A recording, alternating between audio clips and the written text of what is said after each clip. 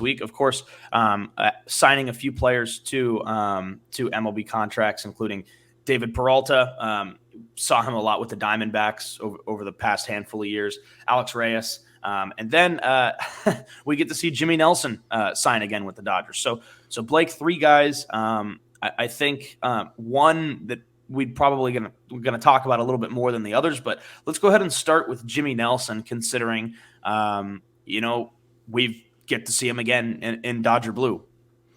Yeah, Jimmy Nelson, this is one that kind of like all of a sudden flew under the radar. I don't think it was even reported until yesterday, and I think the only reason it was reported yesterday was when all the guys were down there. I think there was a tweet saying, yeah, Jimmy Nelson has a clubhouse in the Dodgers locker room, and myself and I think everyone was like, okay, was there any point this offseason in which there was like a tweet that said the Dodgers signed Jimmy Nelson? Because if you guys remember, he was on the team technically last year. He was on the 60-day IL, missed the entire year. And then I think he was one of the casualties this offseason. The Dodgers, I think, released him back in November, and then you just didn't really think much of it. And Jimmy Nelson is back, and I guess you could say this is his third stint, Josh, even though he only has a brief sample size with the Dodgers.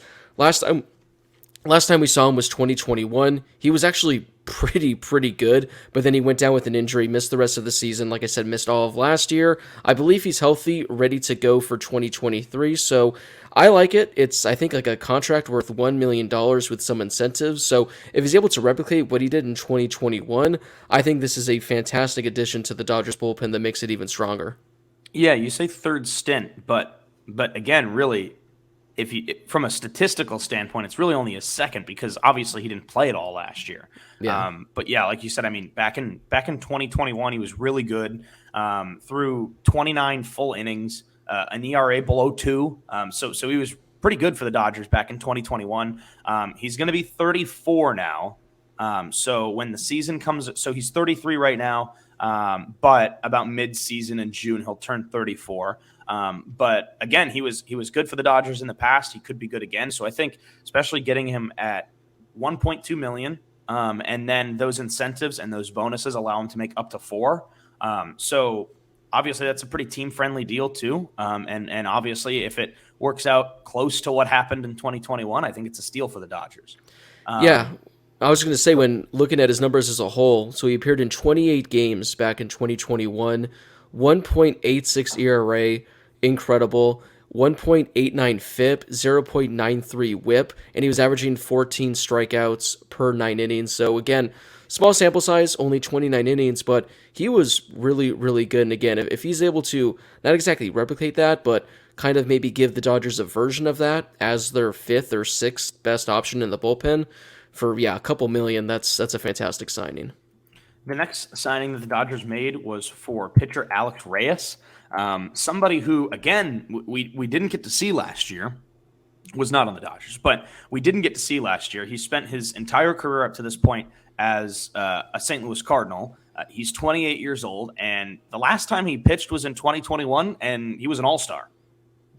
Josh, would you like to take a guess as to when his last pitch was and who it came against? Well, I have that up. So for the sake of not just giving it away, I'll go with what's a fun one. His last pitch would have been 2021. I'm trying to think of something fun. His last pitch was against Madison Bumgarner. That is a great guess, Josh. But unfortunately, it's not right. Correct. That is not correct. His last pitch came in the wild card game against the Dodgers to Chris Taylor. Yes, it did. Tough. Yeah. Welcome to the Dodgers. I was trying to think of something that would top that, but I have that in front of me. So I was thinking, what would be interesting? Another pitcher? I feel like I dropped the ball. I feel like I couldn't. I should have just let you. Yeah, that was a good one, Madison. That's a good guess. I mean, to be honest, I kind of initially, when I heard the news, forgot that he was the pitcher that allowed that home run to Chris Taylor. Now, Josh, I like to think I have a pretty solid memory when it comes to like the Dodgers and everything, but I couldn't tell you, like, barring it being just something insanely crazy, like when certain players have certain hits, home runs against certain pitchers, I usually can't remember. Everyone else has this insane memory. Like when the Dodgers acquired Chris Martin, I didn't remember that he was the one that allowed that home run to Cody Bellinger in the 2020 NLCS in Game 7. Everyone else remembered instantly off the top of their head, and even with Alex Reyes, I didn't remember initially that he was the one that allowed the home run to Chris Taylor. So when I saw the news, the first thing that pops up is, oh yeah, Alex Reyes gets to make his return to Dodger Stadium, and I was like, oof. So I guess the Dodgers just have a knack for acquiring players that just allow like historic home runs in Dodgers franchise history. So I guess we'll have to wait and see who the next pitcher that allows a home run to the Dodgers is in the postseason, and there'll be a Dodger in 2 to 3 years. Okay, well, on that, you know what? I was going to transition, but before we do that, obviously, we'll touch on Alex Reyes a little bit. Like I said, he's 28. He last pitched in 2021. Obviously, the last pitch he threw was in that wild card, but he was pretty good that season for the Cardinals. He appeared in 69 games and had a 3.24 ERA out of the bullpen. Very nice. So a decent bullpen piece for the Dodgers, but he hasn't pitched in a while. Yeah, and it looks like he's likely not going to see the field anytime soon. I think the latest that I read was that he's probably going to be out until at least the All-Star break. Might come back before then. So again, this is another move by the Dodgers. You're getting a guy. I think he has a pretty interesting contract where I think it's somewhat cheap. It's like $1 or $2 million. But with incentives, it can get up to like a total of $10 million over the next 2 seasons. But he's still, like you said, only 28 years old. Was an all-star closer the last time we saw him. ERA of 3.24, averaged 12 strikeouts per 9 innings, had 29 saves, back in 2021.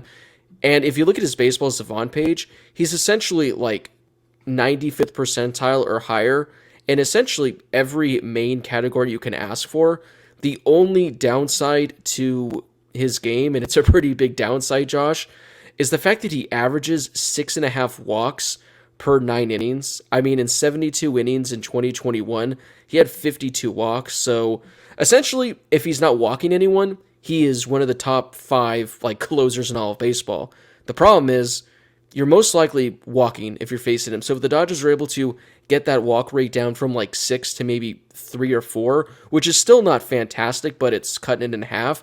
Again, this could be another move for the Dodgers bullpen that turns out to be just an insane addition, especially given the cost at what they got him at.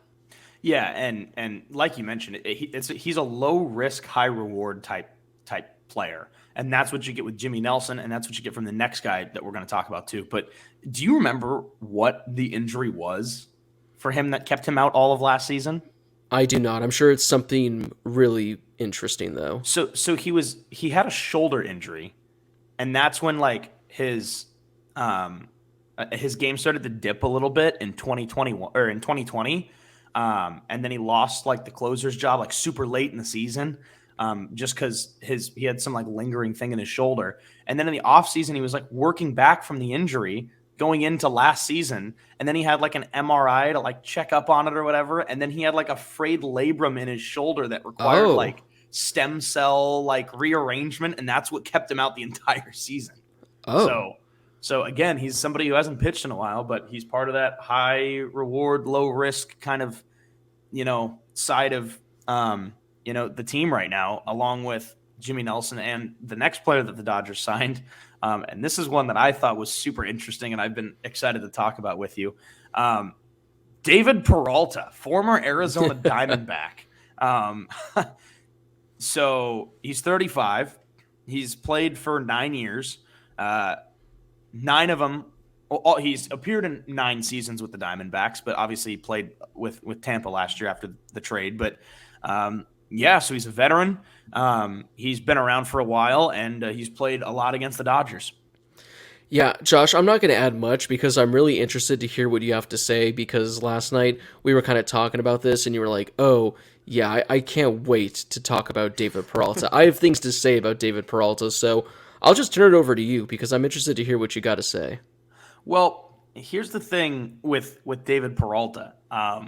So he was a fan favorite in Arizona. They loved him there. Yeah. And, by proxy, I feel like Dodger fans just didn't like him. Now, David Peralta, through 9 years with the D-backs and having played a lot against the Dodgers, he's actually had a pretty nice career too. And I feel like the only thing that makes me go like, really, with the Dodgers in this one is the fact that he's played so much against the Dodgers. Like, that's the only thing that I kind of get hung up on. I mean, he's a career 280 hitter. He's played in he's played in, let's see, he's played in nearly 1,000 games, in over 1,000 games, and I think he's a pretty good addition. Like, I mean, he's 35, sure, but he's another lefty bat for the lineup. He provides a little bit of depth in the outfield, but he's been good in his career. I think that a lot of people just haven't paid too much attention to him because of the two teams he's been on. And it's because he spent parts of 9 seasons with the Arizona Diamondbacks. And when he got traded last year, he got traded to the Rays. And I'm sorry, it doesn't matter how good the Rays are at any point ever. There are going to be people on that team that are just automatically overlooked. I mean, look at the team that they had when they went to the World Series against the Dodgers. And I feel like people were learning about half the team during the playoffs, even though they were good all season. So that's just kind of the two teams that he's played on. But I mean, he's been really good. He's got a Silver Slugger award. He's won a Gold Glove. And sure, he's 35 now. But I think he's one of those low-risk, high-reward players for the Dodgers too. Yeah, the main reason I think Dodgers fans are so familiar is because I think he was pretty much their best player during that little stretch when the D-backs got really good and their fan base got kind of annoying. Where they were doing what the Padres are doing now, where they were trying to turn the Dodgers D-backs into a rivalry. And like you said, David Peralta was loved by D-backs fans. Like when we'd go to games at Arizona State and we'd go to those cheap D-backs games, David Peralta was the guy. He would hit third. He'd be the guy that the announcer would go the craziest for, the fan base would go craziest for. And I was actually looking up his numbers, and for some reason I thought he just mashed against the Dodgers, but his career numbers weren't all that great. Maybe it's because he had so many games against them, it kind of just evened out. It felt like there were so many times when he was just a thorn in the Dodgers' side. But when I got the notification about the signing, we were in the car coming back from the Waste Management Open, and I was like, oh God. David Peralta, 1 year, this guy's, still around. I was like, I remember he was with the Rays, at the back half of last season. I was like, all right, I thought his game kind of died off. But I was diving more into this. I was looking into his numbers, Josh. Obviously, his best season came in 2018. He had a career-high 30 home runs. That's when he won a Silver Slugger. He should have been an all-star. Yeah, I don't know how he wasn't an all-star that season. I don't know how he wasn't an all-star. He hit 293 with 30 home runs and 87 RBI. I'm not saying that this is MVP numbers, but this is certainly good enough to be an all-star when he was the best player on the D-backs that year. I mean, maybe this is all maybe his numbers are inflated by second half performance, and I know that the D-backs had a really good second half that year too, but come on, yeah. What are we doing? He was good. What are we doing? The D-backs had to have some representative in that 2018 All-Star game, so wonder who it was, but yeah, so that was clearly his best year. That's not the hitter the Dodgers are getting. But when you look at his numbers this past season, he was still a pretty solid player, for the D-backs and for the Rays last year. Kind of more for the D-backs. He was a better player, when he got traded. He had an OPS plus of 118. Once he went to the Rays, OPS plus of only 92. But essentially for the Dodgers, they're going to need two things out of him. They're going to need him to hit against righties, which he was pretty good last season. I believe he had an OPS plus of 115 or so, so slightly, above league average. So he's a really good hitter against righties, is likely never going to face lefties because, Josh, I looked into this the other day. He was one of the worst hitters in baseball against left-handed pitching, so he won't be seeing lefties at all. But defensively, the guy's still got it. I mean, obviously he won a Gold Glove, 4-5 years ago, something like that. But when looking at his numbers just last year, I'm trying to get up his Baseball Savant page right now, and he was really, really, really good last year defensively. He was 88th percentile in outs above average, and he was 67th percentile in outfielder jump. So he's going to go into left field whenever there's a righty on the mound, and I think it just makes the Dodgers outfield a whole lot better. And I think this also just adds some more depth to their bench as well, because this is something I've been saying for literally months all off season, was that the Dodgers bench was pretty bad. I mean, it was going to look like it was just going to be a bunch of rookies up until a couple of weeks ago. So you get a veteran, you get a guy that has put up solid numbers at the plate. He's pretty good against righties still, and he's going to give you above average defense in left field. So for a 1 year contract worth, I think like $6.5 million, I think incentives can take it up to $8 million. I think it's a fantastic signing by the Dodgers. And, if David Peralta's an all-star, that's going to be an even bigger bonus. But he doesn't have to be. He doesn't have to be that guy the D-backs relied on, so many years ago. He just has to be the number 7, number 8 hitter, play Gold Glove defense, and it's a great move by the Dodgers.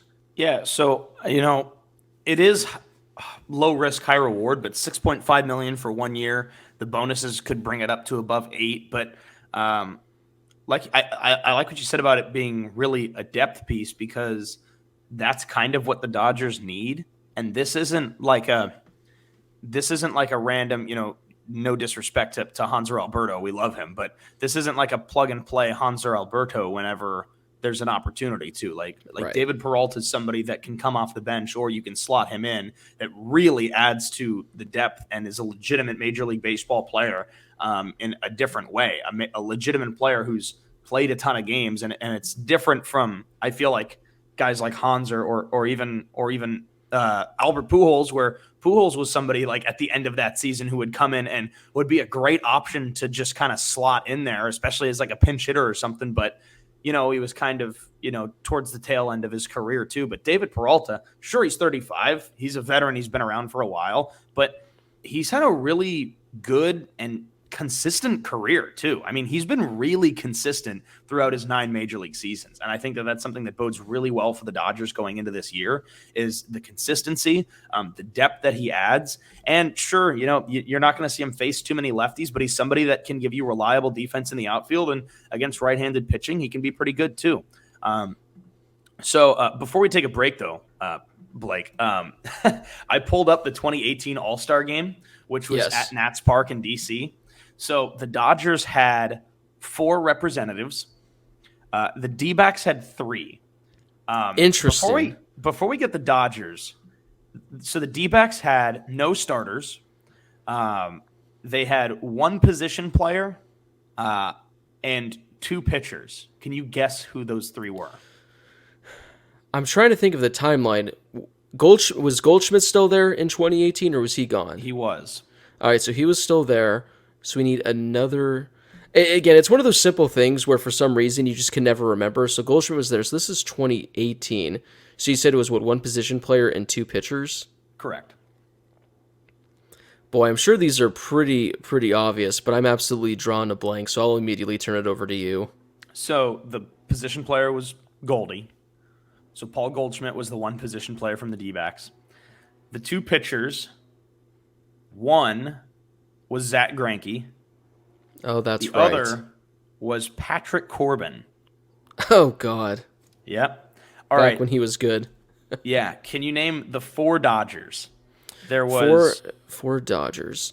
So this was 2018. So I think that's when, so Kershaw was probably 1, I assume. There was one. So there's 1 position player who was a starter. There was 1 position player who earned a final roster spot. And then there are 2 pitchers. All right, I'm going to go with Kershaw, Kenley, Justin Turner, and I think that's when Matt Kemp might have made. Actually, no. I think, Matt Kemp, he did a pretty good first half. I'll go Matt Kemp. So you've got 50% of them. Oh, Matt Kemp was the starter. Matt Kemp was an all-star that year in 2018 for the Dodgers. You got Kenley Jansen. Kenley was an all-star. The other pitcher is not Clayton Kershaw. Oh, was it the final vote? This is not the Justin Turner year. I will say Trey Turner was a. Oh wait, was I think in that okay. Final vote. All right, let me reel back in. I'm going to bring 2 final more. Okay, we're going to go Yasiel Puig and Hyun-Jin Ryu. No. Oh boy, you missed out. So you give up? I give up. The last roster spot went to Max Muncy. Oh, that's right. And the last pitcher for the Dodgers was Ross Stripling. Oh, that's right. Boy, Ross Stripling and Matt Kemp were all stars in 2018. Boy, Right? that's I was gonna say that's a good way to stump someone because I thought the Matt Kemp would be like the tricky one because I was like I remember he was good, but I forgot that he started the All Star game because of how good he was. Yeah, I But mean, you look at the starters for the All Star game, and you're like, okay, right, yeah, yeah, no real complaints when you look at the first five, and then you look at the bottom four. So Bryce Kemp, Matt Kemp was in there, Bryce Harper was in there, but Matt Kemp, Nick Markakis, and Brandon Crawford oh were my starters god, in the All Star game. Yachty was on the bench. Buster Posey, Real Muto, Votto, Albies, Scooter Jeanette was an All Star. Eugenio Suarez, Lorenzo Cain, Yelich, and then the pitching staff is pretty good. Oh my God, Mike Fultonevich, Sean Doolittle, DeGrom was in the bullpen. Jeremy Jeffress. Yeah, there are a few All Stars here in the there's some bullpen for names. both. Yeah. But I mean, you look at future Dodgers, and then you've got some good ones. Blake Trinan, um, Max Scherzer. Obviously, Greinke was. This is post Dodgers for Greinke, but Trey Turner was on there. So yeah, Manny Machado There at you the end of the go. season, Mookie Betts, and JD Martinez. There you go. A lot of Yeah, A lot of look lot of at former Dodgers on there. One final thing, Josh, I just want to quickly add before we wrap this up and you send us to break. I looked up David Peralta's first half last season with the D-backs, so this was essentially up until the All-Star break. He had 11 home runs, had an OPS of 800, and a WRC plus of 117. So just last year, up until the All-Star break, he was, not an all-star caliber player, but posting a WRC plus of nearly 120, you're getting close to potential all-star consideration. And 11 home runs, he was on pace to hit 20 home runs that season, so he clearly still has it. Maybe we get that David Peralta this year. yeah. We'll see what Freight Train and Alex Reyes and Jimmy Nelson can bring for the Dodgers this year. But we will take a quick break and then be back with some more Dodgers news.